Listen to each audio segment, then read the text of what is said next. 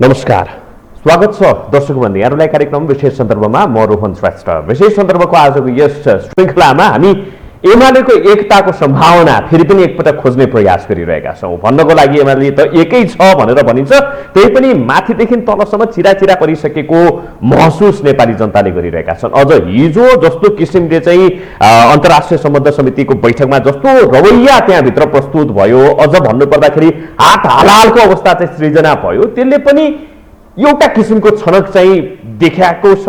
अब यो पार्टी एक भन्दा पनि अब लगभग सकि नै सक्यो भन्ने किसिमको बुझाइ आम नेपाली जनमानसभित्र रहेको छ।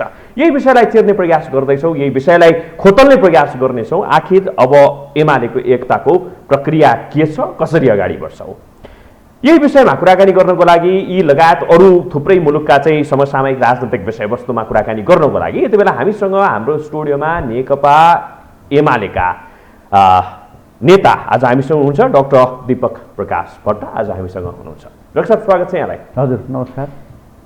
हिजो के भएको अन्तर्राष्ट्रिय सम्बन्ध समितिमा मुद्दा एउटा थियो होइन, मुद्दाभित्र प्रवेशै हुन नपाइकन चाहिँ त्यस्तो रूपमा प्रस्तुत भयो, चर्काचर्की भयो, लफडा भयो, झगडै पर्यो, हातालालको अवस्था सृजना भयो, भएको के थियो? खास चुरो कुरो कहाँबाट सुरु भयो? तपाईँले हात हालाल भन्नुभयो, मलाई लाग्छ त्यो अलिकति हिटेड आर्ग्युमेन्ट मात्रै हो होइन, तातो बहस भन्छ नि हामी। तर जुन रूपमा देखियो नि होइन, त्यही त। अब त्यसलाई स्वाभाविक रूपमा मिडियामा त्यो ढङ्गको शब्दले प्रयोग गरेर तपाईँहरूले भन्ने कुरा भयो। त्यहाँ चाहिँ कस्तो थियो भने दुई तिनवटा विषयहरू पहिले उठान भएको थियो। पहिलो कुरा, संसदीय समितिमा त्यो समितिमा रहेको व्यक्ति मन्त्री बन्न गएपछि ऊ स्वतः समिति सदस्य रहँदैन। त्यसो भएपछि नर्मल प्र्याक्टिसमा के छ भने सम्बन्धित दलले फलानु व्यक्ति मन्त्री हुन गएको फर्केर आएपछि संसद सचिवालयलाई जानकारी गराएर त्यही समितिमा आउने वा अर्को समितिमा रहने जानकारी गराउने सिस्टम छ। अनि 3 जना सदस्यहरू चाहिँ यो बिचमा मन्त्री हुनुभएको थियो। एकजना माननीय मोहन बानिया, अर्को माननीय नारद मुनि र अर्को माननीय रेणुका गुरुङ। अनि 3 जना मन्त्री भएकोले हामीले बैठक सुरु हुनुभन्दा अघि सभापतिलाई सोधेका थियौँ, उहाँहरू 3 जनाको स्ट्याटस के हो? उहाँहरू यो समितिको सदस्य हो? पुनः दलबाट चिठी आएर संसद सचिवालयबाट उहाँहरू यही समितिमा सदस्य रहनुहुन्छ कि? किनकि बैठकको कोरमको कुरा पुग्यो, कतिजना हुँदा कोरम हुने? 3 जना उहाँहरू सदस्य होइन भने त हामी त 25 जनाबाट त 22 जना भयौँ होइन। त्यसो भएपछि कोरमको कुरा आयो, हामीले अनि अब्जेक्सन पनि भयो होइन। र माननीय दिव्यमणि राज भण्डारीले पहिला यो विषय प्रवेश गराउनु भयो, सभापतिज्यूको ध्यान आकर्षण गराउनु भयो।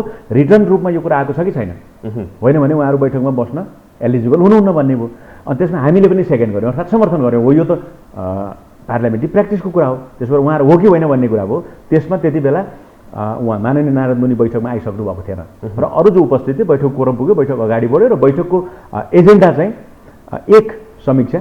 यो अन्तर्राष्ट्रिय सम्बन्ध समितिले सरकारसित हेर्ने विषय दुईटा छ, एउटा परराष्ट्र मन्त्रालय भयो, अर्को संस्कृति पर्यटन र नागरिक उड्डयन। यो दुईटैसित जोडिएका हामीले दिएका निर्देशन र सुझावहरू कति कार्यान्वयन भए, कति भएनन् र त्यसमा मन्त्रालयले दिएको जवाब के छ, स्ट्याटस के छ? किनकि अब त रिभ्यू गर्नु पर्यो, नयाँ सरकार आयो अनि हामीले अब मन्त्री चेन्ज भइरहेका थिए, जस्तो पर्यटन संस्कृतिमा त अलग कुरा थियो नि त, 3 पटक मन्त्री चेन्ज भएको अवस्था रह्यो। अब यतापट्टि समितिको सभापतिबाट चाहिँ कस्तो किसिमको चाहिँ कुरा आएको थियो जुन तपाईँहरूले भन्नुभयो नि, उहाँहरू एलिजिबल हुनुहुन्छ कि हुनुहुन्न भनेर चाहिँ उहाँले ध्यान आकर्षण गराउँदा के भन्नुभयो भने रिटर्न रूपमा आएको छैन, तर अब सबै समितिको सभापति नै पनि मन्त्री हुन जानुभएको थियो, उहाँहरूले त्यो चलाउने कुरा पनि आएको छ, तर रिटर्न रूपमा हामीले रिटर्न रूपमा माग्यौँ त्यसलाई। रिटर्न रूपमा माग्दा रिटर्न रूपमा आएको छैन। अब आजको बैठक नरोकौँ, उहाँहरूलाई अब निम्तो गएको छ, तर रिटर्न रूपमा हो भने म पनि सभामुखज्यूसित र यसबारेमा कार्यविधि के हो, नीतिगत रूपमा के हुने हो त्यो चाहिँ टुङ्गो लगाउँला भन्नुभयो उहाँले होइन।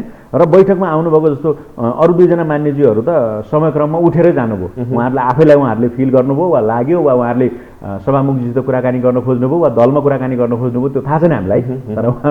तर एउटा विषय प्रसङ्ग अगाडि बढिसकेको थियो, यसमा क्लियर कट कुरा सभापतिले पनि दिनु भएन, तर विषय त अगाडि बढिसक्यो होइन। ल ठिकै छ, यो धेरै ठुलो, यसैका लागि त बैठक रोक्ने कुरा पनि भएन होइन, खबर गइसकेको छ भन्ने कुरा भयो। ल ठिकै छ, यसलाई सहजीकरण गर्दै जाउँ भन्ने हिसाबले भइरहेको थियो र 7-8 जना बोलिसकेपछि उहाँ ढिलो गरी मिटिङमा आउनुभयो। त्यो बेलासम्म बैठकको स्पिरिट के थियो भने जस्तो सर्वप्रथम पहिलो वक्ताको रूपमा मान्य सुदन किराती बोल्नुभयो, त्यसपछि मान्य प्रकाश मानसिंह बोल्नुभयो, मान्य उमा रेग्मी बोल्नुभयो। उहाँहरू दलको बैठक चाहिँ हामी बोलेर जान्छौँ पनि, आजलाई सरी पनि भन्नुभयो। एउटा नर्मल रुटिनको मिटिङ चलिरहेको थियो। तर पछि जब अलिकति फरक भयो र सबैले भनेको कुरा के थियो भने एउटा स्पिडमा, सबै त नभनौँ तर अधिकांशले बोल्दा के भनिरहेका थिए भने त्यहाँ यो दुईचोटि संसद विघटन भयो र दुवैचोटि सर्वोच्चबाट पुनर्स्थापना भएर आयो, हामी पुनर्जीवित भयौँ र संसदले पुरै आयो बाँच्न पाउने ग्यारेन्टी भयो। अब सर्वोच्चले परमादेश नै दिएर संसद बिउताएर संसदबाट प्रधानमन्त्री नै तोकिदिएपछि हामीले परमादेशलाई त अन्यथा भनेका छैनौँ, यो सबै एउटा भयो। तर त्यो परमादेश केमा टेकेर आयो त भनेको त्यही जनादेश हो। त्यो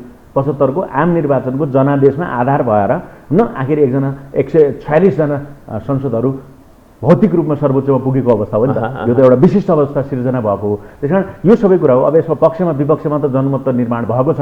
नेकपा एमालेको एउटा पङ्क्ति यसको पक्षमा छ, बाँकी सिङ्गो देश अर्को पक्षमा छ।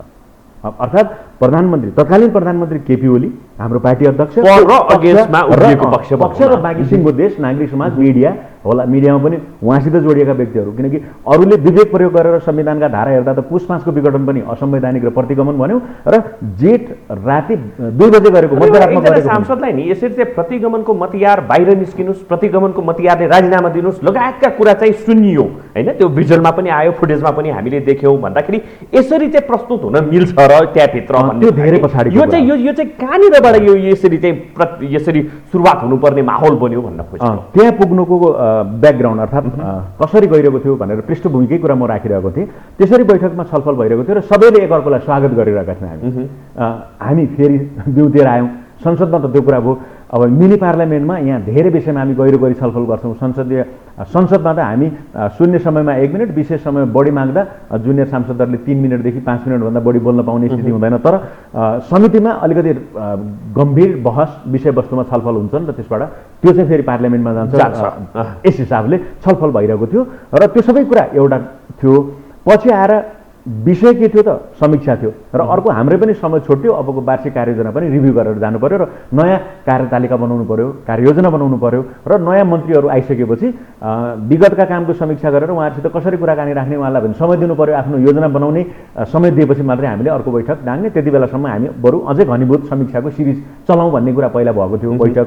अनि प्रत्येकका हातमा बैठकको एजेन्डा थियो अनि एजेन्डामा केन्द्रित भएर बोल्ने कुरा भन्दा पनि उहाँ अलिकति व्यक्तिगत आक्षेप लगाउने ढङ्गले यो संसद जनादेशबाट आएको होइन, फर्केको होइन र यो सरकार पनि जनादेशबाट आएको होइन, यो केवल विशुद्ध परमादेश अर्थात् उहाँहरूको बुझाइ हो नि त। परमादेश भन्ने कुरा त सर्वोच्चले नै भनिसके पश्चात चाहिँ त्यो एउटा त्यो खेमाको विश्लेषण पनि त हो नि। त्यही कुरालाई लिएर फेरि यसरी चाहिँ एउटा रडाको मचाउनु पर्ने आवश्यकता थियो। त्यो कुरासित हाम्रो कुनै डिसएग्रिमेन्ट छैन। उहाँहरूले त्यो भनिरहने, हामीले त्यो भनिरहने र यदि पार्टीमा त्यो सम्बन्धी कुनै पदावली हामीले यो पद हो, यो यसलाई यसरी भनेर विवाद समाधान, आन्तरिक विवाद हामीले भनेका छौँ नि जुन नेकपा एमाले भित्रको, त्यो समाधान भएर उपयुक्त शब्दावलीमा पुगेर एग्री भएपछि त त्यो आफ्नो बाटोमा जाला होइन। एउटा कमन वर्ड लिन सक्छौँ हामी, त्यो त्यति बेला कुरा हो। तर अहिलेसम्म त त्यो भएको छैन।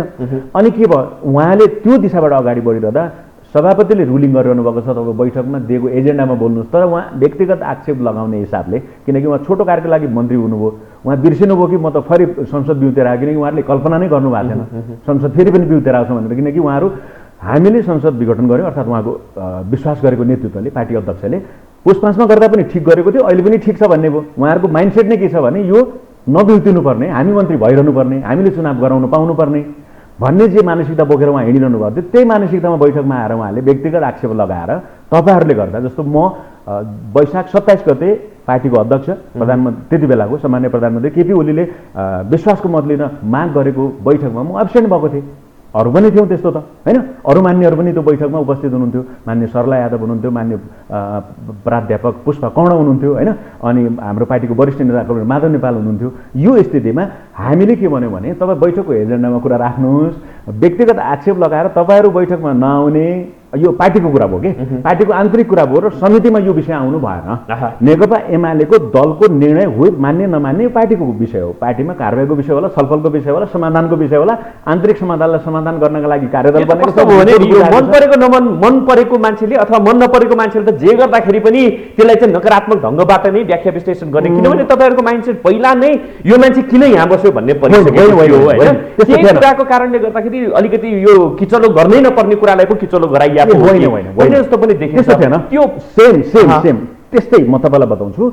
विषयमा केन्द्रित भएर माननीय यस समितिको माननीय रहेको मोहन बानियाज्यू जो मन्त्री हुनुभयो, प्रधानमन्त्री तथा मन्त्री परिषद कार्यालयको मन्त्री भएको व्यक्ति पनि समितिमा आएर एमसिसीको बारेमा, बिआरआईको बारेमा र समसामयिक विषयको बारेमा छोटो कुरा राख्नुभयो र उहाँले यो निर्कल गर्ने कुराको सन्दर्भ छ नि बोल्नुभयो। हामीले कसैले केही बोलेनौँ नि त, किनकि उहाँ एजेन्डामा बोल्नुभयो। एजेन्डामा बोल्नुभयो, उहाँ पनि सेम प्रवृत्तिकै कुरा गर्दैछु कि उहाँ पनि त्यही पक्षमा उभिएको र सेम क्याबिनेटको व्यक्तिहरू हो कि उहाँहरू। तर अब त्यो पार्टीको विवादलाई संसदीय समितिको एजेन्डा त होइन र एजेन्डा नै समीक्षा छ अर्थात् सरकार र संसदीय समितिको बिचको। किनकि कार्यपालिका पछिल्लो समय के छ भने मलाई त यसरी अब सांसदलाई एउटा जनताले चुनिएर पठाएको जनप्रतिनिधिलाई चाहिँ बोल्नै नदिनेसम्मको चाहिँ रवैया देखाए भन्ने किसिमको, अब यसलाई लिएर त उहाँ अदालतसम्म जान्छु भन्ने किसिमका कुराहरू आइरहेको छ। होइन त्यो यसो भयो, व्यक्तिगत स्वतन्त्रता, बोल्ने स्वतन्त्रताको नाममा जे पनि बोल्न पाइन्छ भन्ने त भएन नि। बैठकमा त एजेन्डामा पो बोल्नु पर्यो त। बैठकको एजेन्डा समितिले दिएका सुझाव र निर्देशनको बारेमा समीक्षा छ, हातमा कागज छ। तर पार्टीभित्रको विवादको सन्दर्भलाई लिएर को सांसदहरू आफ्नै पार्टीको अध्यक्षलाई प्रधानमन्त्री हटाउन होइन दलको व्हिप विरोधमा गएर घरमा सुतिरहने वा विरुद्ध बोलिरहने व्यक्तिहरू यहाँ बसेर भन्ने सन्दर्भ जब आयो, यो चाहिँ संसदीय र समितिको मर्यादा पनि भएन, सांसदको मर्यादा पनि भएन। त्यसो भएपछि त्यो मर्यादा तपाईँहरूले देखाउनु भयो त हिजोको बैठकमा, किनभने प्रधानमन्त्री जस्तो व्यक्ति, सम्मानित व्यक्तित्व, वरिष्ठ नेता माधवकुमार नेपालले चाहिँ प्रतिगमनका मतियार निस्किएर जा, प्रतिगमनका मतियार राजीनामा दिए लगायतका कुराहरू उहाँले गर्नुभयो नि। त्यो साह्रै नै कर्णप्रिय थिएन कि नेपाली जनताको लागि पनि त्यो कर्णप्रिय थिएन। भन्दाखेरि घरभित्रको झगडालाई यसरी चाहिँ उछाल्दै ल्याएर आज संसदसम्ममा चाहिँ तपाईँहरूले चाहिँ यस्तो रवैया देखाउनु भयो भनेदेखि संसद पुनर्स्थापना गरेकै किन, त्यसको औचित्य कहाँ रहेर यिनीहरू त्यहाँ गएर पनि झगडै गर्ने हो भने, यस्तो तरिकाबाट चाहिँ प्रस्तुत हुने हो भने भन्ने किसिमको त्यसमा चाहिँ अलिकति सेल्फ रियलाइजेसन भएको छ कि छैन? सेल्फ रियलाइजेसन भन्ने जहाँसम्म तपाईँले यो अहिले पोइन्ट ल्याउनु भयो, मैले दुईवटा कुरा भन्दै थिएँ कि अगाडि। विषयवस्तुमा एजेन्डा भएर केन्द्रित भएर बोल्नका लागि हामीले सभापतिज्यूलाई भन्यौँ कि यो त विषय नै भएन, विषय केन्द्रित भएर बोल्नु पऱ्यो, एजेन्डा केन्द्रित भएर बोल्नु पऱ्यो। जस्तो अहिले मलाई देउडा खेल्न आउँछ भनेर म यहाँ देउडा खेल्न थाल्यो भने तपाईँले मलाई के भन्नुहुन्छ? विषय त हामी संसदीय समितिमा भएको वाद विवादको कुरा गरिरहेको छौँ, तर मैले देउडाको मिल्दैन त्यो एजेन्डामा बोल्नु पऱ्यो। अर्थात् तपाईँ र म केमा बहस गऱ्यौँ त्यहीमा आउनु पऱ्यो। अनि त्यो विषयमा केन्द्रित भएर बोल्नका लागि जब माग भयो, सभापतिले रुलिङ गरिरहनु भएको छ, तपाईँ एजेन्डा केन्द्रित भएर बोल्नुहोस्, विषयमा केन्द्रित भएर बोल्नुहोस्। तर उहाँ आक्षेप लगाइरहनु भएको छ। मैले भने नि त्यो आक्षेपको कुरामा त प्रधानमन्त्रीज्यूले लालगद्दार, बौला, विभिन्न लगायतका कुरा त उपल्लो ठाउँबाट आइसक्यो त।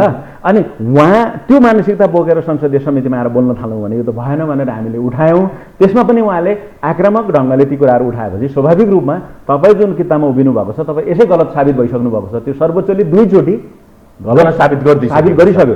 आम नेपाली जनताले त्यसलाई बुझिरहेको छ र फेरि पनि बुढे बल लगाएर होइन, उहाँको व्यक्तिगत मात्रै कुरा रहेन नि त यो, कसै सांसदले बोलेको भए पनि XYZ अर्थात् जोसुकैले बोल्दा पनि अनि त्यहाँ त सिङ्गो समिति त्यसका विरुद्ध जस्तो किन देखियो भने सबैले के भने यो त विषय केन्द्रित कुरा भएन। त्यहाँ त गठबन्धन तपाईँहरू हुनुहुन्थ्यो नि त, त्यहाँ त एकलाइएको न थियो भनेर पनि बुझाइ छ है। होइन त्यो त यसो भयो, त्यो त अघि पनि कुरा गऱ्यौँ हामीले।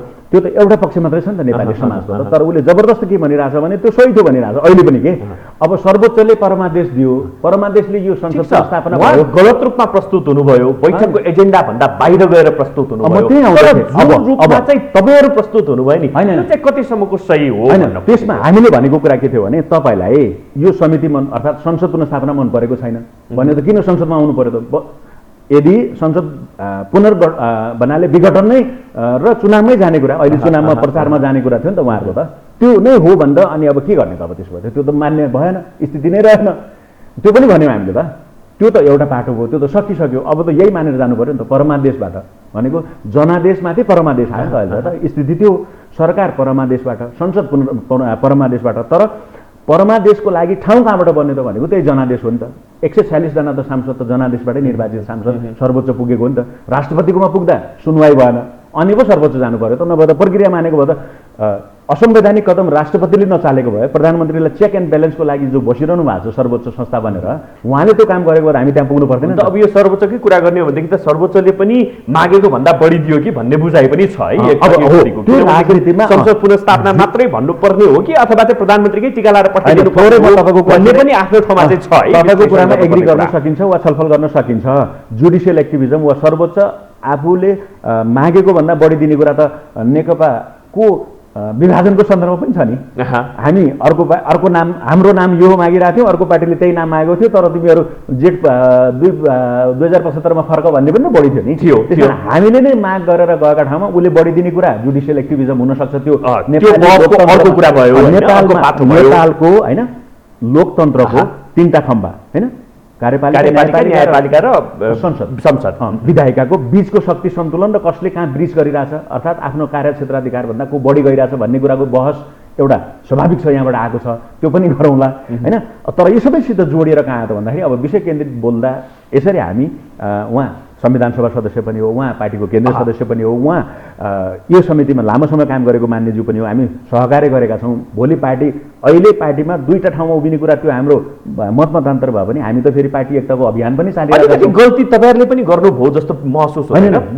पूर्व प्रधानमन्त्री स्वयं आफैले, माधव कुमार नेपाल आफैले पनि अलिकति गल्ती चाहिँ अलिक बढी नै गर्नुभयो कि भन्ने जस्तो महसुस हुन्छ कि होइन? दुईटा कुरा भयो, किनभने तपाईँहरूको पार्टी एकताको प्रक्रियामा पनि हुनुहुन्छ नि त। यस्तो किसिमको पार्टी एकता अभियानको नाममा, आन्तरिक एकता अभियानको लागि हामीले त्यही सिंहदरबारमा कार्यदलका 10 जनासित बोलाएर हामी अन्तर्क्रिया गरिरहेको थियौँ। त्यो अभियान त निरन्तर जारी छ। त्यसकारण त्यो कमी कमजोरी हुने कुरामा त त्यो डिग्री छुट्याउने काम जनतालाई छोडिदिउँ होइन, वा तपाईँ मिडियालाई छोडिदिउँ वा नागरिक समाजलाई छोडिदिउँ। जसले मेरो कुरा सुनिरहेका छन् वा उहाँको कुरा सुनिरहेका छन् त्यो सबैलाई छोडिदिउँ होइन। मैले आफ्नो मेरो जजमेन्टले त्यो बोलेको कुरामा स्वाभाविक रूपमा यो हुँदै नभएको विषयमा आरोपित हुने गरी समितिमा पार्टीको आन्तरिक कुरा नल्याउँ भनेर पनि मैले शब्दै प्रयोग गरेँ। यो पार्टीको आन्तरिक हो, यो तपाईँको पार्टीको आन्तरिक बैठक होइन।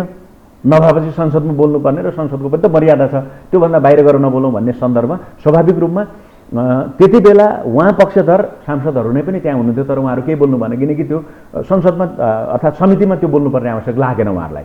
अनि हामी पनि सबै बोलेनौँ, हामी पक्षधर भनिएकाहरू वा त्यो नेकपा माओवादीका, नेपाली कङ्ग्रेसका पनि सबै बोलेनौँ। जसले पहिला यो विषय उठाएको थियो कि यो मन्त्री बन्न गएका व्यक्तिहरू वा मन्त्री भएका व्यक्तिहरू यो समितिको सदस्य हो कि होइन रिटर्न दिनुहोस् भनेको थियो। एउटा त्यही कुरा सभापतिज्यूबाट क्लियर रिटर्न छैन भनेपछि अब बैठकै यसका लागि त के रोक्ने, एकचोटि सभामुखज्यूसित स्पष्ट हुँदै जाने भन्ने भइहाल्यो। अर्को कुरा विषय केन्द्रित नभएर अफ द ट्र्याक हुन्छ नि, विषयवस्तुभन्दा बाहिर गल्ती गरे जस्तो लाग्छ कि लाग्दैन? त्यो हिजोको मुद्दा होइन, मैले उहाँलाई जुन रूपमा तपाईँहरू प्रस्तुत हुनुभयो होइन। स्वाभाविक रूपमा उहाँले हामीलाई आरोपित गरेर यो जनादेशबाट बनेको संसद पनि होइन भनेपछि अब संसद अहिले बिउतेको संसद के हो त? जनादेशबाट होइन परमादेशबाट हो भने उहाँहरूले किन एग्री गरेको त? टिक्ने त उहाँ त म कैलाली क्षेत्र नम्बर 5बाट जितेर आएको सांसद बनिरहनु भएको छ, म पनि त्यही बनाउला। कञ्चनपुर 3बाट जितेर क्षेत्र आएको बनाउला। समानुपातिक भनेको पार्टीबाट पार्टीले पाएको भोट भनेर जितेर आएको हो होइन, यो सबै त त्यही हो नि। त्यसो हो भने त्यो जितेर आएको कहाँ गयो त? अनि कसरी भयो त? उहाँले जितेर कसरी भन्दै हुनु त? परमादेशबाट उहाँ पुनर्स्थापित भएको भने अनि त्यो जितेको आएको कसरी मान्ने त? भनेपछि त्यही जितेर आएकोमा परमादेश आएको, आक्रोशमा आक्रोश थपेको हो भनेर मात्रै बुझौँ। त्यो त हुन्छ तर आक्रोश भनेको गल्तीका लागि ट्र्याकभन्दा बाहिर विषयवस्तुलाई अघि मैले भने नि यहाँ अहिले एउटा अर्कै संयमित ढङ्गबाट पनि ट्र्याकमा ल्याउन सकिन्थ्यो होला। मैले आदेश भन्ने कुरा राम्रो मैले भन्न खोजेको होइन। आदेशमा गरिएका निर्णयहरू जहिले गलत हुन्छन् र अधिकांश समयमा र राजनीतिमा त अझै यसरी राजीनामा माग्नु त्यस्तै गरेर चाहिँ निस्केर जा भन्नु गल्ती हो कि होइन? दुईटा कुरा छ। राजीनामा मागेको छैन, उहाँलाई के भनिएको हो भने त्यहाँ तपाईँलाई मन परेको छैन पुनर्स्थापित संसद, परमादेशबाट आएको संसद मन परेको छैन होइन। दुईटा कुरा, त्यसो पनि राजीनामा दिएर गयो होइन। परमादेशबाट आएको संसद त उहाँ सदस्य हुनुपर्छ हो।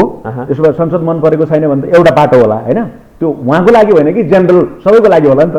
परमादेशबाट आएको संसद परमादेशबाट आएको सरकार नमान्ने हो भने उहाँले त मान्छौ भन्नुभएको छ नि त फेरि बैठकमा बसेर मान्ने हो भने त फेरि त्यो बारम्बार त्यो कुरा किन भनिरहने अब त त्यो कुरा सामने बताउनु पर्दाखेरि नि आफूलाई गल्ती जस्तो लाग्छ या लाग्दैन एउटा अब त्यही यो चाहिँ अलिकति डिप्लोमेटिक तरिकाबाट चाहिँ आउँदैछ यो तपाईँको आन्सर कस्तो फिल भइरहेछ भने नि भित्र चाहिँ महसुस भएको छ even though I can't speak भने जस्तो चाहिँ शून्य छ होइन म त्यही आउँदैछु होइन यसो हुन्छ यो समाज विज्ञान र सामाजिक कुराहरूमा हामीले 2 2 4 हुँदैन 5 हुन्छ भने जस्तो तपाईँले पनि भनिरहनु भएको छ मबाट तपाईँ के बोलाउनु खोजिरहनु भएको छ त्यो तपाईँको कुरा हो मैले फिल भएको कुरा नै भनिरहेको छु मैले एउटा कसैका लागि पनि र यसै त प्रत्येक कसैका का लागि पनि भनिरहेको छु मैले त्यसमा पनि अझै समाजमा यसरी हामी राजनीतिक रूपले समाजको जिम्मेवारीको तहमा बसेका व्यक्तिहरूले त आदेशमा निर्णय लिने बोल्ने कुराहरू ध्यान दिनुपर्छ र त्यस्ता बेलामा बोलेका कुराहरू धेरै जसोले मिस्टेक गरे हुन्छन्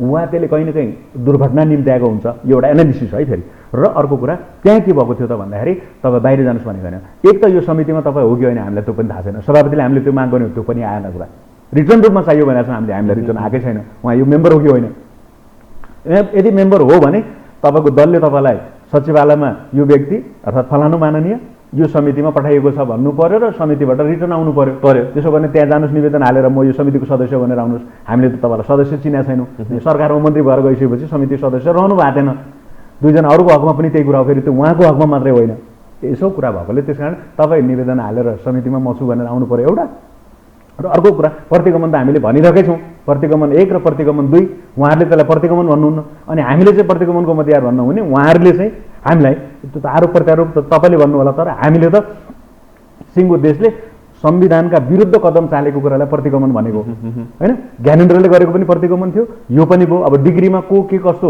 समयले पुष्टि गरिसक्यो त्यस कारण त्यसको मतियार वा त्यसको पक्षमा उभिने व्यक्तिले यो परमादेशबाट आएको संसद र सरकार मान्ने नमान्ने कुरा त छुट्याउनु पर्ला नि त यस्तो कुराहरू त्यहाँ छलफलमा आएको थियो यो चाहिँ हिट डिबेट यो चाहिँ पक्कै बताउँदाखेरि चाहिँ आफूलाई गल्ती गरे जस्तो चाहिँ फिल हुँदैन है मैले चाहिँ त्यसरी चाहिँ राजीनामा मागिहाल्न नहुने अथवा चाहिँ निस्केर जा भने किनभने उहाँ पनि त एकजना जनप्रतिनिधि त हो नि त जनताले चुनेर पठाएको व्यक्ति त हो नि दुईटै कुरा उहाँलाई निस्केर जा भनेको त्यो समितिबाट निस्केर जा वा सांसद रहनु भएन तपाईँ भने होइन तपाईँ आफ्नो एसेसमेन्ट गर्नुहोस् तपाईँ एउटा विषयवस्तुमा बोलिरहनु भएको छैन अर्को पार्टीभित्रको आन्तरिक झगडालाई तपाईँ संसदीय समितिको विषय बनाउन खोजिरहनु भएको छ र आक्षेप लगाइरहनु भएको छ कि आफ्नो प्रधानमन्त्रीका विरुद्ध आफ्नो पार्टीका नेताका विरुद्ध संसदीय व्हिप नमानेर तपाईँहरूले जे गर्नुभयो भनेको छ त्यो पनि त परमादेशमै धारा 76 को 5 लाई व्याख्या गरेर प्रधानमन्त्री चयनको सवालमा व्हिप लाग्दैन भनेर भोट हालेको नि त उहाँ त अदालत जान्छु भन्नुहुन्छ नि होइन त्यो त ठिक छ त्यो त व्यक्तिले पाउनुभयो उहाँले अदालत जाने यो सबै कुरामा अदालती कानुनी प्रक्रिया उहाँलाई त्यस्तो लाग्छ हिजोको एउटा घटना उदाहरण मात्रै हुन सक्छ एउटा रेफरेन्स मात्रै हुन सक्छ तर त्योदेखि बाहेक आएर अघि पनि तपाईँले चाहिँ थुप्रै वर्डिङहरू युज गर्नुभयो जुन प्रधानमन्त्री निवर्तमान प्रधानमन्त्रीले प्रयोग गर्नुहुन्थ्यो लाल गद्दार लगायतका शब्दहरू होइन हुन त आम माथिसम्म पनि आइपुग्यो यो सबै कुराहरूलाई हेर्ने हो चेक एन्ड ब्यालेन्समा राखेर चाहिँ सूक्ष्म ढङ्गबाट विश्लेषण गर्ने हो भनेदेखि तपाईँहरूभित्र एकदमै धेरै चाहिँ तुस पलाइसकेको रहेछ तपाईँहरूभित्र एकदमै धेरै चाहिँ चिराचिरा परिसकेको रहेछ अब यो चिराचिरा पारेर एकताको नाटक गर्नुभन्दा सिद्धिँदाखेरि चाहिँ आफ्नो आफ्नो गरी खाँदाखेरि चाहिँ राम्रो हुन्छ भन्ने किसिमको विश्लेषण पनि छ है अब एउटा कुरा हिजोको एउटा रेफरेन्स घटना मात्रै होला पार्टीभित्र होइन यसो भयो यो त योभन्दा अरू हिटेड डिबेट पनि भयो होला नि पार्टीभित्र होइन हुन्छन् पनि त्यो अलग कन्टेम्पोरेरी पछिल्लो सिनारीमै यो देखियो कुरा भयो तर यसो नि विषयवस्तु केन्द्रित भएर वाद विवाद हुनु आफ्ना कुराहरू राख्नु आफ्नो पक्ष छ तर विषयभन्दा र विषय सन्दर्भभन्दा बाहिर गएर बोलेका कुरामा हुने यी डिबेट चाहिँ पब्लिकली मिडियामै भएको देखेको भएर एउटा बाटो भयो होइन तर मलाई लाग्छ हामी यो सबै गरिरहँदा शीर्ष तहको नेतृत्वबाट हुने व्यवहारहरूमा चाहिँ क्वेसन उठ्छ फेरि होइन त्यसो हुँदा सिङ्गो एउटा के संस्कृति राजनीतिक क्षेत्रमा राजनीतिक पार्टीहरूले शीर्ष तहबाट नेतृत्व तहबाट के अपेक्षा गरेको छ कस्तो संस्कृति निर्माण हुँदैछ त्योभन्दा तल्लो तहका युवाहरूले के सिक्लान् र कस्तो भाषा प्रयोग गर्लान् भनेर स्वाभाविक रूपमा सिक्नुपर्ने होला होइन हामीले आन्दोलन भनेको त आफ्नै पार्टी विरुद्ध एक खालको विद्रोह उठाएको नि त हामीले अन्तर्विरोध चर्केर त्यहाँसम्म पुग्यो असंवैधानिक कदमका विरुद्ध हामी सडकमा गयौँ, आन्दोलनमा बस्यौँ, हामी यहाँ छौँ भन्यौँ, आन्दोलन गऱ्यौँ, ब्यानर जुलुस सहित हामी त निर्वाचन आयोग गयौँ, सर्वोच्च गयौँ होइन, यो सबै भयो नि त। हामी आन्दोलनको मानसिकतामा थियौँ। त्यसकारण हामीले फेरि त्यो विजेता भाव भनेको होइन, तर संविधानको डिरेल गर्ने प्रोसेसलाई ट्र्याकमा ल्यायौँ होइन एउटा। त्यसकारण त्यो नेपाली जनताको जित भने त्यो हाम्रो होइन होइन। संविधान जो संविधान सभाबाट बनेर सङ्घीय लोकतान्त्रिक गणतन्त्र जसलाई हामी समावेशी र राम्रो संविधान भन्यौँ होइन, त्यसको नेतृत्व पनि उहाँले गरिरहनु भएको थियो, उहाँ आफू पनि सदस्य हो त्यसको। त्यो सबै बिचबाट आएको संविधानलाई असमयमै त्यो सङ्घीयताका मूल मर्महरूलाई च्यालेन्ज गर्ने गरी अब धर्मनिरपेक्षता चाहिएन भन्ने पनि उहाँहरूकै बिचमा टिम छ, उहाँ व्यक्ति छन् होइन, त्यो क्वार्टरमा रूपमै बोल्छन्। अनि समावेशिता चाहिएन र सङ्घीयता चाहिएन। जबकि यसको टेस्ट भएको जम्मा 3 वर्ष मात्रै भयो। 15 वर्ष त कम्तीमा 2-3 कार्यकाल त हुनु पर्यो नि त, त्यति बेलासम्म राम्रा नराम्रा पक्षहरूको समीक्षा होला। अनि यी सबै कुराहरू एकदमै काँचो ढङ्गले र गलत दिशामा लैजानका लागि जे बस उहाँहरूले ल्याइरहनु भएको छ एकदम पपुलिस्ट ढङ्गले। र अस्ति पनि हेर्नुभयो तपाईँले, पार्टीमा 8औं महाधिवेशनदेखि जे गतिविधिमा रोक लगाइएको थियो त्यही गतिविधि फेरि बिउताउने कामहरू भइरहेछ। अब त्यसमा के छ, त्यो पक्षले गरेपछि यो पक्षले पनि गरिरहेछ भन्नु होला तपाईँले। हो, युथ फोर्स नगर्नुपर्ने, अखिल फोर्स नबनाउनु पर्ने, गठन गर्नु नपर्ने लगायतका कुरा छन्। हो, त्यो नहुनुपर्ने यो पनि नहुनुपर्ने भन्छु म चाहिँ। त्यो पक्षको व्यक्ति हो र त्यो खालको राजनीति र हिजो त्यो नभएको भए यो पनि हुन्थेन। त्यस कारण त्यो नहुनुपर्ने यो नहुनुपर्ने एउटा कुरा अघिको जोड्दैछु मैले होइन। अनि त्यस कारण अब यसले राम्रो गर्छ त भोलिका दिनका लागि पनि यो राम्रो नजिर हुँदैन कि यस्ता कुराहरू। र दुईटा कुरा छन्, अब सर्वोच्च जाने वा मुद्दा हाल्ने यी सबै पाटो त आफ्ना भयो, व्यक्तिको स्वतन्त्रताका कुरा भयो, कानुनी ढङ्गले होइन, कानुनमा म टेस्ट गर्छु भन्ने कुरा वा आफ्नो पक्ष राख्छु भन्ने कुरा। तर मलाई लागेको कुरा पार्टी एकताका लागि हामी जे ढङ्गले बहस गरिरहेका छौँ र नेताहरूबाट जे अपेक्षा गरिन्छ एउटा पार्टीभित्रका पार्टी पङ्क्तिको लागि र आम जनको लागि पनि, नागरिकका लागि पनि नेतृत्वबाट सिक्ने के त। अब उहाँ व्यक्तिगत कुरामा त नजाउँ होइन, विगतमा पनि त्यस्ता खालका केसहरूका बारेमा व्यक्तिगत चर्चा परिचर्चा भएका छन् विभिन्न ढङ्गले। यस्ता किसिमका चाहिँ व्यक्तिगत रूपमा चाहिँ आक्षेपहरू लागिरहँदाखेरि व्यक्तिगत रूपमा जुन तरिकाबाट आइएको छ होइन, ती कुराहरूलाई मनन गर्ने हो भनेदेखि कुनै ठाउँ छ, कुनै ठाउँ देख्नुहुन्छ? त्यो छ, किन छ भने मैले हिजोको कुरा गरेँ नि, यो व्यक्तिको कुरा छैन। यो सिङ्गो 3 करोड नेपालीको यो संविधान, लोकतन्त्र, संसदको आयु 5 वर्ष संसद टिक्नु भनेकै राजनीतिक स्थायित्वको एउटा कडी हो भनिरहेको छौँ हामीले चाहिँ। 5 वर्ष संसद टिक्नु यो ढङ्गबाट स्थायित्वको पनि कसरी चाहिँ कल्पना गर्ने भन्ने कुरा होइन। कमी कमजोरी यस्तो किसिमको स्थायित्वको कल्पना त नेपाली जनताले गरे होइन नि। कल्पना गरे जस्तो नभए पनि 5 वर्ष संसद टिक्नु स्थायित्व हो कि होइन एउटा कुरा तपाईँहरूले मिडियाले पनि भनिदिनु पर्यो एउटा। किनकि अहिलेसम्म आफ्नो संसदले कुनै कार्यकाल पुरा गरेको छैन। यदि यो पहिलोपटक टिक्यो भने नकारात्मक कुरा पनि छ नि। यहाँ आए, 2 चोटि विघटन भयो, फेरि पुनर्स्थापना भयो, केहीले त्यसैले ठिक भनिरहेको थिए। तर यो बाँचेर अबको 18 महिना यसले काम गर्यो भने जुन आज चुनावको लागि 30 अरब 40 अरब 50 अरब खर्च हुन गइरहेको थियो त्यो नेपाली जनताको त्यो पैसा जोगिन्छ। अझ यस्तो यो कोरोना भाइरसको चाहिँ कोरोना महामारीले हजारौँ व्यक्ति मरिरहेका छन्, 10,000 भन्दा बढी मान्छे मरिसके होइन, अझै कति सङ्क्रमित छन् र तेस्रो लहरको कुरा छ यहाँ। परिवारका परिवार क्षतविक्षत अवस्थामा छन्। यस्तो बेलामा चुनावमा जाने कुरा कल्पना कसरी गर्न सकिन्छ? हामी स्थायित्व बनिरहेका छौँ र जोसुकै 5मा गएर त जोसुकैको पनि सरकार बन्न सक्ने त धारा व्याख्या त संविधानले बनाइदियो र संविधान बनाउनेहरूले पनि त्यही भएर 1, 2, 3 पछि फेरि 5औं ल्याएको छ। यो पनि डिबेट ओभर भइसक्यो, अब लगभग ओभर भइसक्यो। अब तपाईँहरूको एमाले पार्टी चाहिँ कसरी अगाडि बढ्छ भन्ने कुरामा रह्यो। संविधानको लागि, संविधान जोगाउनको लागि त एउटा कोर्स अगाडि बढिसकेको छ। यो संविधान रहन्जेल त्यो व्याख्याले काम गर्छ। अब आशा गरौँ। र अर्को कुरा आशा गरौँ अझै पनि जे पनि हुन सक्छ, एनिथिङ मे ह्यापन। राजनीतिमा त्यो कल्पनै नगरेको 2 तिहाईको बहुमतको सरकार सञ्चालन गरिरहनु भएको थियो हाम्रो अध्यक्ष। अस्ति 83 भोटमा उहाँ संसदबाट खुम्चिएर बस्नुभयो होइन। हामीलाई पनि राम्रो त लाग्छ नि त। तर मूल व्यक्तिले सरकारमा पनि पार्टीमा जो मूल व्यक्ति हो उसबाट भएका गल्ती कमजोरीको त मूल्याङ्कन त गर्नुपर्ने होला। हिस्ट्रीले पनि गरिरहेछ, पार्टीले पनि गर्छ, आम जनताले पनि गरिरहेछन्। अर्को कुरा यो स्थायित्व र यसमा केही तपाईँले भने जस्तो यी भएर यी गज्याङ बज्याङ नराम्रा कुरा भएर टिक्नु पनि त फेरि पनि स्थायित्व मान्नु पर्यो, राम्रो कुरा। अर्को कुरा अर्को सरकार विकल्प रौन्जेलसम्म संसद टिक्नु पर्यो, त्यो सरकारको हिसाबले भयो। र अब पार्टीको कुरा जहाँसम्म तपाईँले भन्नुभएको छ यी तिक्तता नआएको भए हुन्थ्यो, कहिले नआउनु फेरि नयाँ जेनेरेसनलाई हामीले यस्तो कुरा सिकाएर जाने कुरै होइन। पुष्पलालले होइन, मनमोहनले सिकाएका कुरादेखि निर्मल लामाले सिकाएको कुरासम्म हामी यहाँसम्म आउँदा राम्रा कुरा धेरै छोड्यौँ, नराम्रा कुरा अहिले बढी बोल्ने भयो हाम्रा नेता। म र अब आउने मैले ह्यान्डओभर गर्दा र त्यसपछि किनकि पार्टी त मेरो जेनेरेसनको लागि र मेरो लागि मात्रै होइन नि त, आउने 100औं पुस्ताको लागि कति वर्ष यो पार्टी टिक्ला त्यति दिनसम्मका लागि राम्रा संस्कार र राम्रा कुरा बसालेर जानका लागि हामीले मन्थन गर्नुपर्छ र खास गरी म मेरो जेनेरेसन र अगाडिको जेनेरेसनलाई पनि रिक्वेस्ट गर्छु र भन्छु र मैले भन्न सक्ने मैले गर्न सक्ने कुराको लागि म प्रयास गर्छु भन्ने कुरा चाहिँ मेरो बुझाइ हो। अब के त कसरी अगाडि बढ्छ भन्ने कुरा हो। त्यसमा त तपाईँ आउनै चाहनु भएन जस्तो चाहिँ फिल भयो।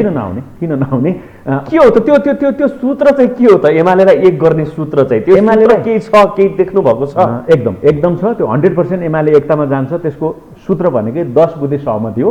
5 जना पार्टी अध्यक्ष 10 बुँदे सहमतिलाई त माधवकुमार नेपालले नै मान्न चाहिँ तयार भइरहनु भएको छैन। होइन त्यसो भने के भन्नुभएको छ त उहाँले? नमान्दा के मान्छु भन्नुभएको छ त? उहाँले पनि आफ्नो तर्फबाट दिनुभएका 6 बुँदा थियो नि जुन पहिला लिखित रूपमा दिएको 6 बुँदा, ती 6 बुँदा एड्रेस गर्ने प्रयास त्यो 10 बुँदाले गरेको। ठ्याक्कै अड्केको बुँदा चाहिँ के हो? कहाँनिर गएर चाहिँ अड्किरहेको छ? अड्केको बुँदा चाहिँ त्यसमा उल्लेख भएको 6 नम्बर बुँदा जो 27 गते राति 28 गते सर्वोच्चको फैसला आउँछ कि भन्ने थियो। पछि पनि हुन सक्थ्यो नि त, 28 मा नआएर 29 मा आउन सक्थ्यो। त्यति बेला त सक्थ्योको सम्भावना थियो नि त। आउन चाहिँ 28 मै आयो। 27 गते राति हुँदा त्यहाँ 6 नम्बर बुँदामा सर्वोच्चमा विचाराधीन मुद्दाको विषयमा पार्टीमा संस्थागत निर्णय विधिपूर्वक संस्थागत निर्णय गरिएको कुरा मान्य हुनेछ भन्ने सन्दर्भ छ। त्यो ठ्याक्कै शब्द पुरै सेन्टेन्स त्यही नहोला, तर मूल कुरा त्यो छ। अनि त्यो कुरामा चाहिँ उहाँले असहमति राख्नुभयो भनेको भोलि केन्द्रीय कमिटीको बैठक, थाई कमिटीको बैठक जसमा फिर्ता लिदिन भन्ने कुरा छ। अब अहिले त अर्को कोर्समा गइसकेपछि त्यो बुँदाले केही अर्थ राख्छ र? हो, त्यही भएर भन्दैछु म। त्यसो भएकोले एक त्यो र अर्को Z2 मा फर्किने कुरा, Z2 मा फर्किने कुरा, Z2 मा त लगभग फर्किनै सकेको अवस्था हो नि। त्यसो भने उहाँले उठाएका 2टा कुरा, 6 बुँदामा 2टा कुरा एड्रेस भइसके। 28 ले र 3 गते विश्वासको मत लिनेसम्म पुग्दासम्म पार्टीभित्रको यो विवाद अब पछाडि परिसक्यो। समयक्रमले हामी त्यहाँभन्दा अगाडि आइसक्यौँ र अब 10 बुँदेमा 9 बुँदा बनाउने कि 11 बुँदा बनाउने, किनकि त्यो त दुई तर्फका 5-5 जनाले होमवर्क गरेर ल्याएको न हो।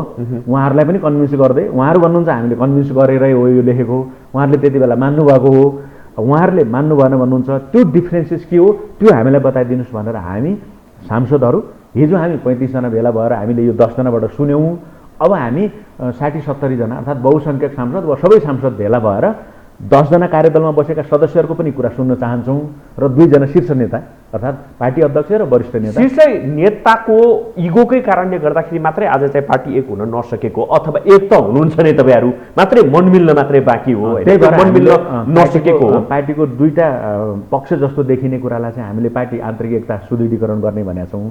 त्यो गरिरहँदा के डिफ्रेन्सेस छन् र के मानिरहेका छैनन्, नमानेको कुरा के हो हाम्रो अगाडि भन्नुहोस्, हामीले पनि बुझ्न पाउनु पर्यो। त्यो चाहिँ एकै ठाउँमा आएर भन्नुहोस्। दुवै नेता 10 जना कार्यदलमा रहेका त्यो 12 जनाले हामीलाई ती कुरा भन्नु पर्यो। अर्थात् एटलिस्ट मेरो नेपालले के मान्न चाहिरहनु भएको छ, म त्यही भन्दैछु। त्यही चाहिँ क्लियर हुन्छ। अब हामीले चाहिँ माग त्यो गरेका छौँ। आउँदो किनभने Z2 मा अभियान पुगिसकेको अवस्था रहेको थियो जुन माधवकुमार नेपालको चाहिँ बुझाइरहेको थियो। अब यतातिर आएर तपाईँको चाहिँ पछिल्लो समयलाई हेर्ने भने हस्ताक्षर फिर्ताको कुरा रहेको थियो। हस्ताक्षर फिर्ता तपाईँहरूले यतातिर अब यो कोर्सबाट अगाडि गएपछि त सकिनै हाल्यो त्यो कुरा होइन। भनेपछि आफू गल्ती रियलाइज गरेर घरभित्र पस्ने अथवा चाहिँ उहाँहरूले गल्ती रियलाइज गरेर चाहिँ तपाईँहरूलाई वेलकम गर्ने, यो मात्रै हो कुरा होइन। 2-3 वटा पक्ष त त्यहाँ उल्लेख भएकै छन्। एउटा Z3 गतेको केन्द्रीय कमिटीमा थपिएका व्यक्तिहरू उहाँहरू फेरि दुवै पार्टीभित्र त्यति बेला 2टा नेताको बिचमा सहमति भएर माओवादी केन्द्रका नेताहरू अझ त्यो तेस्रो हो। फेरि त्यो अर्को विषय हो। फेरि त्यो चाहिँ 203 बाट 241 बनाउने कुरा छ। फेरि नेकपा एमालेको तर्फबाट 241 जना, नेकपा माओवादी केन्द्रको तर्फबाट 200 जनाको जुन कमिटी बनाउनु पर्ने थियो 441 को, त्यो बनाउँदा थपिएका व्यक्तिहरू त उहाँहरू 2 जनै बसेर थपेको अर्थात् टिमसहित। त्यसो भएकोले त्यो मानेर जाउँ भनेपछि 3 गतिको पनि एउटा कुरा मान्नुपर्ने देखियो। उहाँहरूले नै एग्री गरेको 3 वर्ष केन्द्रीय कमिटीमा बसिसकेका जिम्मेवार नेताहरूको बारेमा उहाँहरूले नै एग्री गर्नु पर्यो। त्यो कार्यदलले एग्री गरेर ल्याएको छ। त्यसपछि नेकपा कालखण्डमा पार्टीको तत्त जिम्मेवारीमा रहनुभएका सचिवालयदेखि थाई कमिटीदेखि केन्द्रीय कमिटीमा रहनुभएका अब के गर्ने भनेको त्यो 3 गतेको लाई पनि एड्रेस गरेर 2 गतेकोले एउटा विशेष बैठक बसेर उहाँहरूलाई पनि वेलकम गर्ने कुरा पनि एग्री भइसक्यो।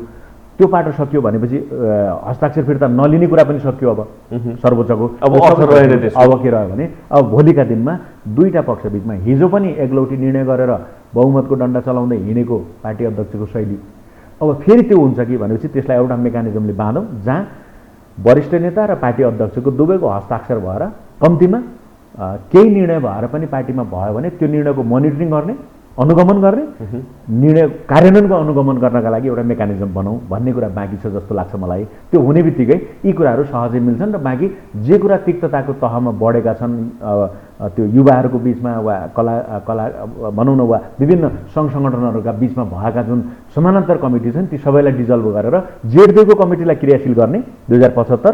त्यसपछि कोही कतै व्यक्ति अरू सङ्गठनमा अरू काममा वा पार्टी छोडेको वा दिवंगत भएको या यस्ता कुराहरू छन् भने त त्यो त नयाँ ढङ्गले संरचना निर्माण हुन्छ। छिटोभन्दा छिटो विधान महाधिवेशन गरेर नयाँ संरचनामा जाने र 9 महाधिवेशनले दिएको मेन्डेट अनुसार 70 वर्ष हद उमेर पार गरेका व्यक्तिहरूलाई विदाई गर्ने भनेको छ। त्यो अनुसार बिदा लिनेहरूले बिदा लिनु पर्यो भन्ने पनि हाम्रो माग छ। दुईटै नेताहरूलाई बाइपास गरेर बाइकट गरेर जानुपर्छ अब यदि चाहिँ उनीहरूको इगो टसल देखिनै रह्यो भने भन्ने किसिमको पनि युवा शक्तिको बुझाइ छ नि हैन। त्यो गर्न सकिन्छ कि छैन? यदि दुवैजना चाहिँ टसमस नहुने हो भनेदेखि अब यो कम्प्रोमाइज गरेर जाने कुरामा त गिभ एन्ड टेक हुन्छ नि त होइन। विन विन सिचुएसन आउँछ, दुइटैले केही कुरा छोड्ने केही कुरा लिने भन्ने कुरा आउँछ। अब उतातिर पनि कसैले केही छोड्न नचाहने यतातिर पनि कसैले केही छोड्न नचाहने भन्यो भनेदेखि त फेरि एकताको बिन्दु हुँदै हुँदैन, त्यो एकता भन्ने कुरै रहेन भन्ने किसिमका बुझाइ पनि छ। भन्दाखेरि त्यो जसले चाहिँ इगोको कारणले गर्दाखेरि आफ्नो व्यक्तिगत इगोको कारणले गर्दाखेरि चाहिँ प्रब्लम क्रिएट गरिरहेको छ भने त्यो प्रब्लमलाई त जराइबाट चाहिँ उखेलेर फालिदिएदेखि त राम्रो हुन्थ्यो होला नि त यतातिर चाहिँ युवा पंक्तिलाई अथवा चाहिँ सेकेन्ड जेनेरेसनलाई भनौँ न। होइन त्यो इगो घमण्ड र त्यहाँबाट अगाडि बढेर जुन त्यो तहमा पुगेर निर्णयहरू हुन्छन् नि त्यसबाट त हामीले रामायणमा देख्यौँ दुर्योधनले के गरे होइन। भीष्म जस्तो व्यक्ति पनि त्यहाँ महाभारतमा बाध्य भएर एउटा स्थितिमा निर्णयमा पुगे नि। अहिले पनि यदि त्यो घमण्ड नै राखेर नेताहरू बस्नुहुन्छ भने समय त पर्खिँदैन नि त। 70 वर्ष उमेर त विधानको पाठ हो नि त। जो 70 वर्ष पुग्यो उहाँहरूले त्यो भनिरहनु भएको छ हामी 70 पुग्यौँ हामी बिदा लिन्छौँ। अब पुग्नेहरूले पनि बिदा लिने होला, त्यो एउटा कालखण्डमा आइ नै हाल्छ किनकि समय बलवान छ भनिरहेको छौँ हामीले होइन। त्यो टाइमको कुरा भयो, त्यो जसका लागि पनि लागु हुन्छ फेरि होइन। यहाँ तपाईँ म कुरा गरिरहेको छु 30 मिनट गइसक्यो भने चाहिँ अर्को 15 मिनटमा त समय त सकिन्छ। त्यस हिसाबले उहाँहरूले त्यो पनि सोच्नु पर्यो। र अब के दिएर जाने त दोस्रो पुस्तालाई उहाँहरूले यो एमाले जसमा उहाँहरूले 5-5 दशक काम गर्नुभएको छ, उहाँले त्यत्रो लामो जेल जीवन बिताउनु भएको छ र लामो समय पार्टीको महासचिव भएर पार्टीको नेतृत्व गर्नुभएको छ माधव नेपालले। अर्थात् त्यो पुस्ताले अब 70 हुने लाग्दा वा भएकाहरूले जस्तो झलनाथ खनाल 70 हुनुभयो, वामदेव गौतम 70 हुनुभयो भनेपछि उहाँहरूको पुस्ताले के दिएर जाने भन्ने त उहाँहरू पनि सोचिरहनु भएको छ नि त।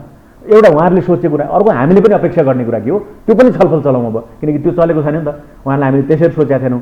अहिलेसम्म आन्तरिक विवाद नेकपा कालखण्डको विवाद रह्यो, नेकपाका टुस बोकेर हामी नेकपा एमालेमा आएपछि अहिलेसम्म त्यही विवाद जारी छ। त्यस कारण अब यो विवादलाई साम्य पारौँ, पार्टी एकताबद्ध गरौँ र एकताबद्ध गरेको पार्टीमा अहिले हामीमा जो घाउ चोटहरू लागेका छन् त्यो निश्चित समयपछि त्यो मलम औषधि लगाएपछि ती ठिक हुन्छन् र त्यो ठिक भएपछि हामी बिर्सिन्छौँ त्यो कुरा।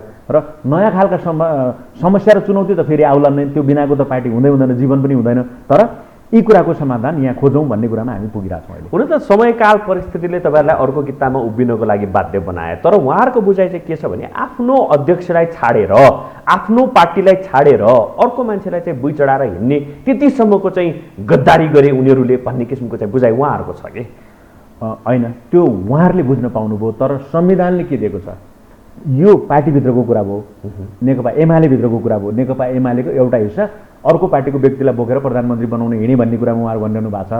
तर त्यत्रो गद्दार गर्नेहरूलाई अब कसरी चाहिँ ल्याउने कसरी चाहिँ मिलान गर्ने भन्ने चाहिँ उहाँहरूको बुझाइ छ कि सम्भवतः मोटामोटी जतिसुकै पोइन्टको कुरा गरे पनि ट्वाक्कै पोइन्टको कुरा चाहिँ फेरि यही सेरोफेरोमा चाहिँ घुम्दो रहेछ। म त्यही आउँदैछु र म के भन्दैछु भने त्यो चाहिँ पार्टीको विधान मान्ने कुरा हो नि त, दलको विधान मान्ने कुरा हो, दलको सदस्य हुने कुरा हो।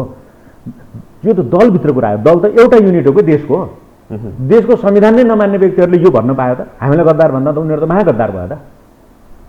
यसरी जवाब दिने हुन्छ। त्यस कारण त्यो कुरो नगरौँ अब, किनकि कोर्स करेक्सन सर्वोच्चले गरिसक्यो, एकचोटि अनि दुईचोटि गरिसक्यो। आम जनताले हेरिरहेको छ सबै कुरा, कसले गलत गर्यो भने त्यो सिंहदरबार र बालुवाटारमा बस्दा सेना छ, पुलिस छ, अख्तियार छ, सम्पत्ति शुद्धिकरण छ, सब छ, राष्ट्रपति छ, यो छ भनेर अनि आम जनता वा सबैका अगाडि दिएको हावभाव के थियो? पार्टीभित्रको कोर्स करेक्सनको कुरा गर्ने हो भनेदेखि केपी ओलीले चाहिँ आफूले गरेको गल्तीलाई मनन गर्नुपर्छ र तपाईँहरूको आउनुपर्छ भन्ने कुरा हो, भन्ने बुझाइ हो तपाईँहरूको? होइन, यसो भयो त्यो त दुनियाँले हेरिरहेछ कि मैले अघि भने नि। ठिक छ, सबैजनाले बुझिसकेका छन्। नेकपा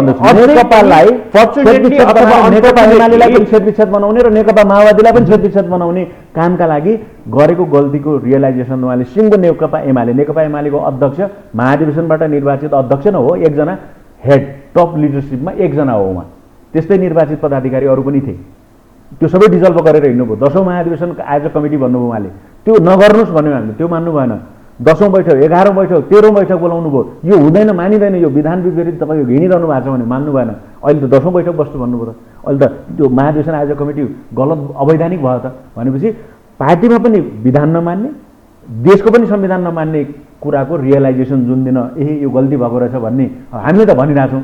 हामी त अर्को पक्ष भन्नाले उहाँले गल्ती रियलाइज नगरेसम्म चाहिँ तपाईँहरूले उहाँलाई अपनत्व महसुस गर्नुहुन्न, उहाँलाई अध्यक्ष मान्नुहुन्न। होइन यसो भयो, दुईवटा कुरा भयो। त्यो गर्दा बेस्ट हुन्थ्यो, नमाने पनि हामी त पार्टी विधान मान्छौँ र उहाँलाई अध्यक्ष नै मान्छौँ र यो बाटोबाट अगाडि गएर पार्टीभित्र जस्तो तपाईँ र म यहाँ दुईजना भए जस्तै दुईवटा पक्ष भएर हाम्रो कुरा पनि हामी पार्टी कार्यकर्ता पङ्क्तिसित भनिरहन्छौँ, उहाँ पनि भनिरहनुहुन्छ। त्यो पार्टी कार्यकर्ताले, किनकि पार्टी कार्यकर्ता भन्दा त बाहिर त होइन नि त, हामीलाई त भोलि पदमा निर्वाचित गर्ने केन्द्रीय कमिटी, थाई कमिटी, पदाधिकारी जे निर्वाचित हुन्छ त्यो महाधिवेशनका लागि पार्टी पङ्क्तिबाट आएको प्रतिनिधिले गर्ने हो नि त, पार्टी सिस्टमभित्र त। त्यस कारण त्यो भित्र छलफल चलाउन हामी त्यसका लागि तयार छौँ, मान्न तयार छौँ।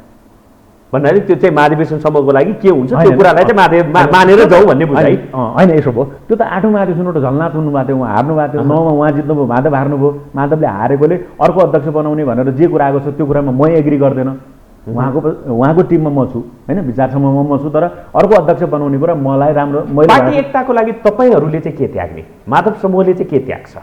किनभने त्याग र गेन दुइटै हुनु पऱ्यो नि त होइन, गिभ एन्ड टेक अघि पनि भन्यो नि हामीले, गिभ एन्ड टेक दुइटै हुनुपर्छ भन्दाखेरि तपाईँहरूले चाहिँ के त्याग्न तयार? हामीले यो बिचमा यसरी जब हामी यो अवस्थामा हिँड्नु पर्यो, यो हिँडेका कुरा र एक थरीले भने कि अब सँगै बस्नु सकिँदैन भने नि, जुन तिक्तताको कुरा तपाईँले गर्नुभयो नि, यति कटुता हात हालदेखि लिएर यो अवस्था आयो, कसरी बस्नुहुन्छ भनेर तपाईँले भनिरहनु भएको छ नि, यो तिक्तता र यी सबै तिक्ता कुरा बिर्सेर होइन, उहाँले गरेका असंवैधानिक काम र पार्टी विधान विपरीत गरेका कामले पार्टीलाई पुर्याएको क्षति नेपाली जनताका सामने हामीले यो गल्तीमा हामी पनि सामेल छौँ, यही पार्टीमा अब फेरि आयौँ भनेर, किनकि पार्टी नै जनताको बिच जाने हो नि त। उहाँले गरेको गल्ती पनि हाम्रो गल्ती मानेर हामी जनताको बिच जान्छौँ भनेर हात जोडेर भोलि जानका लागि हामी तयार भएको छौँ। हाम्रो त्याग अहिलेलाई यही हो, एक लाइनमा भन्दा। नेपाली जनताले चाहिँ एमाले पार्टीभित्र जसरी चाहिँ एमालेलाई अझ भन्यो भने त नेकपालाई नेपाली जनताले म्यान्डेट दिएको थियो होइन, जस्तो किसिमको रवैया एमाले देखाइयो पछि समय, अब के साँच्चै नै जनताले चाहिँ नेपाली जनताले एमालेलाई पत्याउला भन्ने पनि एउटा प्रश्न छ। त्यसमा यसो यो सर्वकालिक कुरा होइन होइन, विगतमा कोही पार्टी थिए रहलान्, कति लामोभन्दा लामो समयसम्म रहोस् भन्ने मेरो चाहना हुने भयो, किनकि म त्यो पार्टीको एउटा जिम्मेवार व्यक्ति भएकोले यसले राम्रो गर्दै जाने भयो। नभए त जनताले अर्को पार्टी रोज्छन् नि, यही किन रोज्छन्? त्यो कारण हामीले राम्रो गऱ्यौँ, गर्ने प्रयास गऱ्यौँ, हामीभित्र केही नराम्रो गर्ने पनि थिए, केही नराम्रो हामीले पनि गरेका होला, व्यक्तिगत आफ्ना आफ्ना प्रयासहरू गर्ने क्रममा गल्ती कमजोरी छन्। गल्तीका लागि क्षमा दिनुहोस् र राम्रो गर्नका लागि सधैँ यही पुस्ता रहँदैन, नयाँ पुस्ता नयाँ पुस्ता नयाँ पुस्ता, अर्थात् राम्रा व्यक्तिहरूबाट फेरि यो पार्टी राम्रो भएर फिल्टर भएर आउँछ।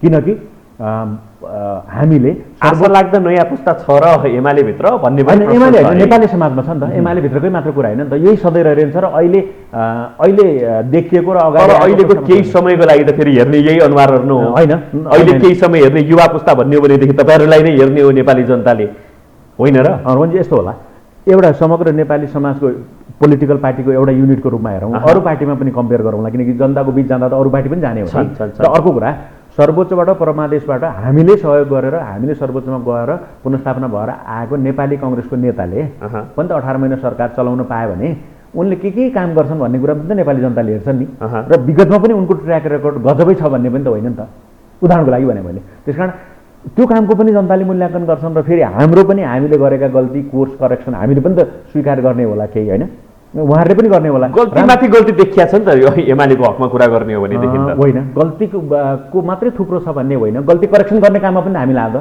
सही चाहिँ के छ त?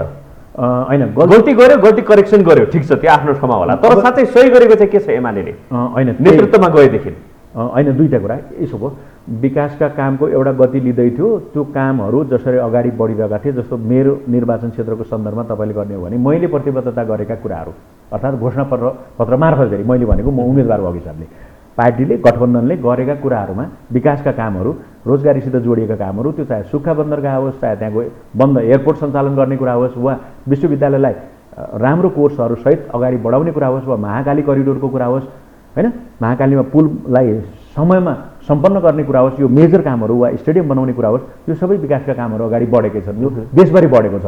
समस्या त यो देशमा यो यस्तो विकासको भिजनसित उहाँले कामै गर्नु भएन, कुरा गर्नु भएन भने होइन नि त। केपी ओलीले त्यसको लागि उहाँ आइडियासहित आइरहनु भएको थियो। तर दम्ब र अर्को चिज कसरी बढेर आयो भने त्यो एउटा पार्टी सञ्चालनका लागि कि आइएम अनच्यालेन्ज, आइएम द स्टेट भन्ने खालको हामीले भन्यौँ बेला बेलामा, यो नगर्नुहोस्, यसले सक्दैछ, यो करेक्सन गर्नुहोस् भनिरहेको थियौँ हामीले। त्यो उहाँले मान्नु भएन र त्यो सक्ने आयो र यहाँ आफ्नै खुट्टामा बन्छ हान्ने अवस्थामा हामी पुग्यौँ। र अर्को कुरा के हो भने हामीले गरेको गल्तीको करेक्सन के हो त भन्दाखेरि हामी नै सर्वोच्च गयौँ र संसद बिउताउने काममा पनि एमाले नै लाग्यो र यो उयो अब बराबरी त नहोला, तर बाँकी रहेको समयमा फेरि पनि हामी माझेर राम्रो काम गर्नका लागि निरन्तर फेरि जनताका बिचमा जाने त यो राजनीतिक प्रणाली अर्थात् लोकतन्त्र भनेको त त्यही त हो नि।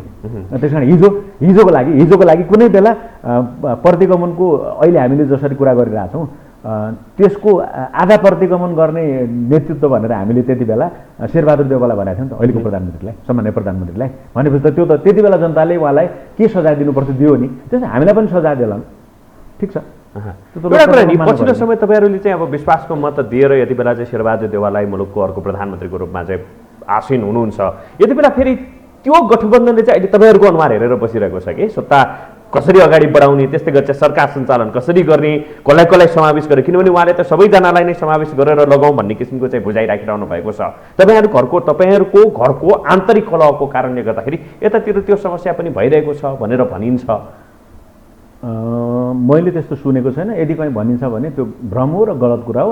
नेकपा एमालेको सरकार बनाउन सहयोग गर्ने सांसदहरूको पक्ष वा कोही पनि हामी सरकारमा जाने कुरा हामीले कल्पना गरेका छैनौँ। कोही सरकारमा जान पनि जाँदैन। त्यो यो हाम्रो डेमोक्रेटिक सिस्टमभित्र मिल्न पनि मिल्दैन कि अर्को दल फुटाएर जानु पर्यो, अर्को बनाएर जानु पर्यो। त्यो गठबन्धनको त्यो पाटो हो जुन अहिलेको कोर्स होइन। हामी समग्र नेकपा पङ्क्ति पार्टी एकताको पक्षमा छ। त्यहाँ तीनटा दल छन्। अब आज जसपा फुटेको छ त्यो अलग कुरा हो। नेकपा माओवादी केन्द्र, नेपाली काङ्ग्रेस र जसपाको अब के नामले उहाँहरू आउनुहुन्छ, उहाँहरूका बिचमा सरकार कसरी बनाउने, मन्त्रीमण्डल कस्तो बनाउने, काम कसरी अगाडि बढाउने भन्ने कुरा उहाँहरूले अगाडि बढाउनु पर्यो। हामीले संसद जोगाउने कुरा र संसदमा विश्वासको मत दिएर यो सरकारलाई केही समय काम गर्ने समयका लागि काम गर्ने एउटा विशेष प्रावधान अन्तर्गत हामी 76-5 मा टिकेर त्यो बनायौँ। अब हाम्रो त्यो कोर्स सक्यो। अब हामी नेकपा एमालेलाई एकताबद्ध गर्ने एक सूत्रीय काममा लाग्छौँ। एकता त्यो काममा लाग्दा यी बाँकी रहेका काम गर्छौँ र सरकारलाई आलोचनात्मक ढङ्गले राम्रो गरेको कामलाई राम्रो भन्छौँ। एउटा सकारात्मक प्रतिपक्षको भूमिकामा सिङ्गो नेकपा एमाले उभिन्छ। त्यसको लागि हामी मेरो पुस्ता, अघिल्लो पुस्ता र पहिलो पुस्ता तिनटै काम गर्नुपर्छ भनेर हामीले हिजो एउटा छलफल आयोजना गरेका थियौँ सिंहदरबारमा। तपाईँहरू सरकारमा जानुहुन्न, विपक्षीमै बस्ने? जान्नु कोही पनि जाँदैन नेकपा एमालेबाट। मात्रसम्म जाँदैन? जाँदैन। कन्फर्म हो? मैले भन्न सक्ने कन्फर्म नै हो। यो 100% हो। राजनीति हो, सम्भावनाको खेल हो, जे पनि हुनसक्छ भोलिसम्ममा भन्ने कुरा हो। यसमा चाहिँ सक्दैन। एउटा कुरा नि, अब यसरी अगाडि बढिरहँदाखेरि पछिल्लो समय केही समय त हामीले शेरबहादुर देउवाको कार्यकाललाई पनि हेऱ्यौँ। केही समय भएको छ, सर्ट पिरियड मात्रै भएको छ। यद्यपि अहिले मुलुकको तत्काल आवश्यकता भनेको स्वास्थ्य मन्त्रीको कुरा हो। स्वास्थ्य मन्त्री नै नियुक्त गर्न सकेको छैन यो सरकारले भन्ने आलोचनात्मक दृष्टिकोणबाट पनि आम मानिसले हेर्न थालेको अवस्था रहेको छ। यी कुराहरूलाई मनन गर्ने हो भनेदेखि चाहिँ के गर्दैछ, कहाँ पुगेको छ, सही ढङ्गबाट अगाडि त बढिरहेको छ यो सरकार भन्ने किसिमको चाहिँ बुझाइ पनि छ है। कता कता कङ्ग्रेसभित्रकै एउटा पार्टी पङ्क्तिले चाहिँ केपी ओली फेरि दोहोरिन थाले है शेरबहादुर देउवाको रूपमा भन्ने बुझाइ पनि छ। यसलाई तपाईँहरूले चाहिँ कसरी हेरिरहनु भएको छ? नेपाली काङ्ग्रेसको सभापति अहिलेको प्रधानमन्त्री सम्मान्य शेरबहादुर देउवाज्यू को सन्दर्भमा कुरा गर्दा उहाँको ट्र्याक रेकर्ड पहिला 4 चोटि हुँदाकोमा कुनै राम्रो त छैन होइन। तर अब यसपालि उहाँले विगतका गल्ती कमजोरीबाट र फेरि यही संसद यत्रो घम्साघम्सीबाट सर्वोच्चबाट परमादेशका रूपमा फर्केर आएर संसद पनि बिउतिने र उहाँ प्रधानमन्त्री हुने कुरा, डेमोक्रेसीको उहाँ आफू 76 भइसक्नुभयो, उत्तरार्धमा उनको राजनीतिको पनि होइन। हुन त उहाँ फेरि सभापति हुन्छु, फेरि त्यो आफ्नो ठाउँमा होला, उहाँहरूको पार्टीगत कुरा भयो होइन। त्यही त हामीले बुझ्दा मैले जेनरल पोलिटिकल हिसाबले कुरा गर्दा र विपक्षी दलको एउटा सांसदको हिसाबले भन्दा मैले त्यो बुझ देखिरहेको छु। उहाँ राम्रो गर्नु भयो भने देशको लागि राम्रो, लोकतन्त्रका लागि राम्रो र उहाँको पार्टीको लागि त झनै राम्रो। अब त्यो सद्बुद्धि उहाँलाई आएन भने त फेरि उही वर्स्टबाट अलिकति ब्याड भन्छ नि, खराब मध्येबाट राम्रो चुन्ने अवस्था यो हामी बिच छ अहिले। किनकि राम्रो त छँदै छैन भन्ने हो नेपाली जनताको अगाडि। अब कसैलाई राम्रो देखेको छ भने त्यो पनि मूल्याङ्कन गरिरहेको होला, त्यो आफ्नो ठाउँमा छ। तर फेरि इन्डिभिजुअलले गर्ने कामहरू क्षमताहरूको पनि फरक कुरा हुन्छ होइन। अब धेरै क्षमता राम्रा पक्षहरू हुँदाहुँदै पनि केही नराम्रा कुरा र खासमा त्यस्ता पक्षहरूले चाहिँ हाम्रो पार्टी अध्यक्ष केपी ओलीलाई यो अवस्थामा पुर्यायो, पार्टीभित्रै यत्रो विवाद सिर्जना भयो होइन। वा अब त्यसमा फेरि कम्युनिस्टहरू लोकतान्त्रिक प्रक्रियाबाट सरकारमा आएको जियो पोलिटिक्सको कुरा गर्दा बाहिरका धेरैलाई मन अहिलेको वर्तमान सरकारबाट धेरै थियो होला होइन। अब जस्तो अहिले हिजो स्वास्थ्य राज्य मन्त्री नियुक्त गर्नुभयो, त्योभन्दा फुल मन्त्री नै नियुक्त गरिदिया भए भन्ने कुरा कन्फ्लिक्ट अफ इन्ट्रेस्ट होइन, किनकि उहाँ एउटा उद्यमी पनि हो होइन, शिक्षाको क्षेत्रमा योगदान गर्नुभएको छ, 2 पटक सांसद पनि हुनुभयो, त्यो उहाँको क्षमताको हिसाबले होइन। अझै डाइनामिक लिडरसिप आएको भए र फुल मिनिस्ट्री नै हुन्छ नि, जस्तो पहिला काम गरेको अनुभवी ल्याउँदा युवा नेता गगन थापाको चर्चा पनि थियो होइन।